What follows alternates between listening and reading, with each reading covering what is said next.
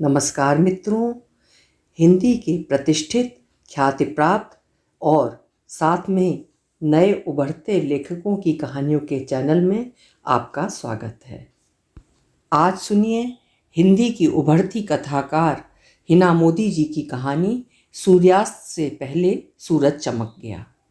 हिना मोदी जी का परिचय आपको दे दूं, वो हिंदी में तो ज़रूर उनको उभरती कथाकार कह सकते हैं, लेकिन हिना मोदी गुजराती भाषा और साहित्य की एक जानी मानी कवयित्री, कथाकार और अनुवादिका हैं।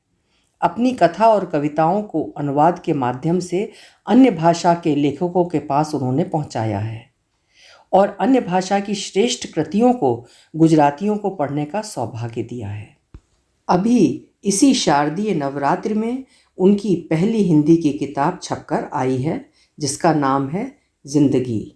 आज उसी किताब में से हिना मोदी जी की लिखी हुई कहानी आपको सुनाने जा रही हूँ। सूर्यास्त के समय सूरज चमक गया।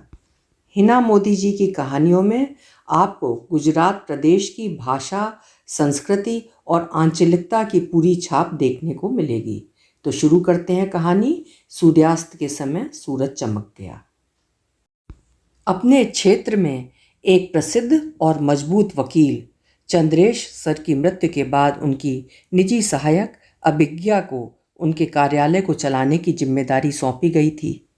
अभिज्ञा हर फाइल को बारीकी से देख रही थी और उसकी पूरी रिपोर्ट चंद्रेश सर के पुत्र अवसर सर को दी जानी थी। एक बड़ी चट्टान खड़ी हो जाए इतनी फाइलों का निरीक्षण कर रही थी, तब चंद्रेश सर की एक निजी डायरी अभिज्ञा के हाथ लगी। अभिज्ञा डायरी के पन्नों को पलटने लगी। उसने उसमें चंद्रेश सर द्वारा हरी स्याही से लिखा हुआ एक प्रकरण देखा। निजी डायरी न पढ़ने का इरादा रखने वाली अभिज्ञा अपनी उत्सुकता को नहीं रोक पाई। अभिज्ञा को उस हरी स्याही से लिखे प्रकरण में गहरी दिलचस्पी लगी। उस शाम उसकी ड्यूटी खत्म हो गई थी, पर वो घर जाना भूल गई। कार्यालय के कोने में बैठ हरी बनराई की तरह चंद्रेश सर के जीवन के समृद्ध अध्याय को पढ़ने में तल्लीन होने लगी। ऑफिस के कर्मचारी एक एक कर घर जाने लगे थे। अभिज्ञा सभी को जवाब देती रही, हंस तुम निकलो, मैं कुछ काम निपटाने के बाद चली जाऊंगी। अभिज्ञा चंद्रेश सर के इस हरे स्याही वाले अध्याय को पढ़ने में तल्लीन हो गई। आज़ादी से पहले की बात थी। एक अंग्रेज अधिकारी अपने परिवार के साथ भारत में ड्यूटी कर रहा था। अधिकारी की 7-8 साल की बारबरा नाम की एक खूबसूरत बेटी थी। बारबरा का जन्म यहाँ भारत के एक खूबसूरत राज्य में हुआ था। पहाड़ों के बीच बहती नदी के तट पर प्रकृति की गोद में उस सुंदर राज्य का विकास हुआ था। इसकी खूबसूरती के चर्चे ब्रिटेन तक फैले हुए थे। भारत के स्वतंत्र होने के बाद वो अफसर भी अपने परिवार के साथ इंग्लैंड चला गया। बारबरा की शिक्षा इंग्लैंड में हुई, लेकिन उसके मानस पर जन्मभूमि की प्रबल स्मृतियां तैराती थीं और रोम रोम में भारत के उस राज्य की महक फैल जाती थी। उम्र के साथ साथ बारबरा जीवन के सभी चरणों से गुजरती रही। उसका जीवन हमेशा समृद्ध और खुशहाल रहा। जीवन में किसी चीज़ की कमी नहीं थी, बावजूद इसके कहीं ना कहीं कुछ छूट जाने का मलाल भी था। बारबरा अब अपने जीवन की षष्ठी पूर्ति कर चुकी है।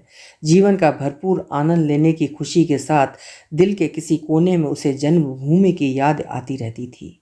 अक्सर ये महसूस करती थी कि उसकी जन्मभूमि उसे बुला रही है। बारबरा ने अब अपना शेष जीवन अपनी जन्मभूमि में बिताने का फैसला किया और बारबरा भारत आपसी।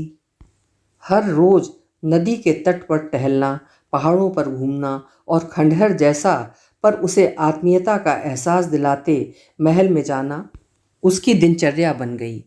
भारत में बस बारबरा मैडम अपने जीवन का उत्तरार्ध का भरपूर आनंद उठा रही थीं।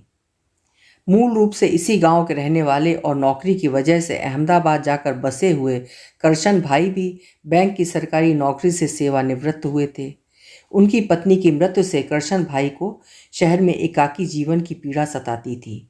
उन्होंने अपना शेष जीवन मादरे वतन अपने पुरखों के घर में बिताने का फैसला किया। ऐसे करशन भाई भी अपनी इस जन्मभूमि में आकर बस गए। सुबह की सैर पर बारबरा और करशन भाई हर दिन सड़क के दोनों किनारों पर अपने अपने तरीके से चलते थे। अपने हिस्से का सूरज उसके दिल में भर लेते थे। अपने जीवन का आनंद ले रहे थे। दोनों का एक ही रास्ता था। हर दिन एक निश्चित समय और स्थान पर उन्हें एक दूसरे से आमने सामने मिलना होता था। काफी समय बाद दोनों एक दूसरे का चेहरा पहचानने लगे थे। एक ही सड़क पर नियमित पैदल चलने वाले होने के नाते बारबरा मैडम और करसन भाई दोनों सुबह की खूबसूरत मुस्कान एक दूसरे को देने लगे। समय बीतने के साथ अब एक दूसरे को दिन की शुभकामनाएं भी देने लगे। दोनों की बच्चों की तरह मासूम दोस्ती बढ़ने लगी। कभी कभी ये एक दूसरे के साथ पहाड़ों पर ट्रैकिंग करने भी जाने लगे। जैसे जैसे समय बीतता गया उनकी निर्दोष दोस्ती और गहरी होती गई। साथ साथ घूमना, बगीचे में बैठना, समसामयिक विषयों पर टूटी फूटी भाषा में चर्चा करना आदि उनका नित्य क्रम बनता गया।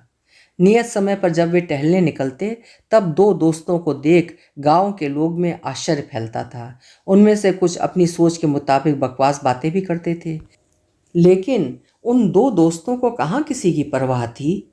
अरे, दोनों के बीच संवाद भी तो टूटा फूटा होता था, फिर भी दोनों के बीच एक सामंजस्य था। भाषा के भेद की कोई दिक्कत नहीं थी। गांव के नए नए युवा वकील चंद्रेश को इस जोड़ी को देखकर बहुत खुशी महसूस होती थी। नियमित अंतराल पर जॉगिंग करने वाले इन दो मुक्त पंछियों को देखने के लिए चंद्रेश उत्सुकता से अपने झरोके से देखता। चूंकि चंद्रेश अच्छी तरह से शिक्षित थे, इसलिए अंग्रेजी बोलना समझना आता था। धीरे धीरे उनकी बारबरा मैडम और करसन भाई के साथ दोस्ती हो गई। निर्मोही और निर्दोष बारबरा मैडम और करसन भाई का बड़े प्यार से चंद्रेश ने स्वागत किया। तीनों की मंडली बहुत जमी, जैसे तीनों का एक परिवार बन गया हो। तीनों एक दूसरे के सालों तक दोस्त बने रहे और साल पे साल बीतते गए।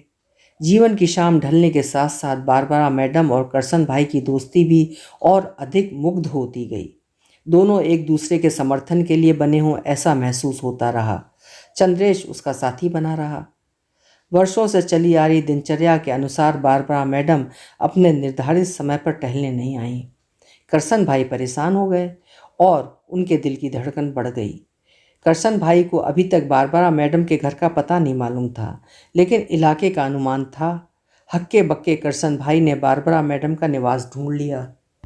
दरवाज़ा खटखटाया, लेकिन कोई प्रतिक्रिया नहीं मिली, तो उन्होंने घर में प्रवेश किया। बारबरा मैडम की तबीयत खराब चल रही थी। वो अपने बिस्तर पर गहरी नींद सो रही थी। करसन भाई तुरंत बारबरा मैडम को डॉक्टर के पास ले गए। चंद्रेश भी फौरन वहां पहुंच गया। डॉक्टर ने जांच करके कहा, उम्र अपना काम कर रही है, अब जितने दिन और महीने जिएंगे वो ईश्वर का बोनस होगा। फिर 2 दिनों की एक बहुत ही सामान्य और छोटी बीमारी के बाद बारबरा मैडम का बुलावा आ गया। बारबरा मैडम को महसूस हो गया था कि उसका जीवन समाप्त होने जा रहा है। करसन भाई बारबरा नहीं रही तो जैसी स्थिति को स्वीकार करने में पूरी तरह असमर्थ थे। वो बिल्कुल ही गुमसुम से हो गए। चंद्रेश ने पूरी स्थिति को भांप लिया था। चंद्रेश वहाँ लगातार सेवा में खड़ा रहा। बारबरा मैडम ने एक हाथ चंद्रेश के हाथ में रखा। अनायास करसन भाई ने भी अपना एक हाथ चंद्रेश के हाथ में रख दिया। इससे पहले कि चंद्रेश को समझ पाता, उसके शरीर में कुछ कुछ थरथरी सी फैल गई। उसने कुछ दिव्य अलौकिक स्पंदन महसूस किया। इससे पहले कि वो खुद को स्वस्थ कर पाता, बारबरा मैडम और करसन भाई की आत्माएं एक साथ अंतरिक्ष में विलीन हो गईं। चंद्रेश को लगा कि दोनों साथ साथ चल रहे हैं। जीवन की शाम 2 मासूम पंछी चहचहा उठे। जीवन में आते हुए विभिन्न अध्यायों में इस एक अध्याय ने चंद्रेश को जीवन का अर्थ समझा दिया। उसे उन्होंने अपनी निजी कीमती डायरी में बड़े करीने से हरी स्याही से लिख रखा था। अभिज्ञा ने डायरी बंद की। ढलते जीवन को उत्सव बनाकर मनाने वाले दोनों पंछियों को नमन करती रही। अभी आप सुन रहे थे हिना मोदी जी की लिखी हुई एक भावभीनी छोटी सी कहानी, सूर्यास्त से पहले सूरज चमक गया। कहानी आपको कैसी लगी कमेंट बॉक्स में अपने विचार ज़रूर लिखिएगा। फिर मिलेंगे। आपका समय शुभ हो, मंगलमय हो।